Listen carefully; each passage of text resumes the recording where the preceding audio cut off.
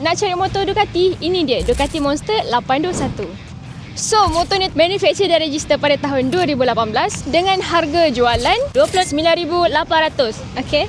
So, antara aksesori yang owner dah tambah adalah front wheel slider, body slider, double terminoni exhaust, tayar belakang boleh katakan tayar baru, bobin dan juga tank pad lah. Alright, seperti yang abang dan akak semua tahu, Ducati Monster ataupun Ducati punya brand memang pakai brake caliper Brembo. So ni ada belanjakan sikit bunyi Ducati Monster 821 ni macam mana.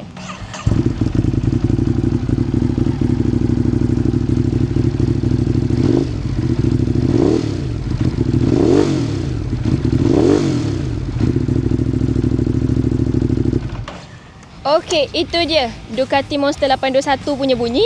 So, sesiapa yang berminat nak beli by cash, nak beli by loan ataupun trade-in, boleh terus contact dengan kita punya sales team.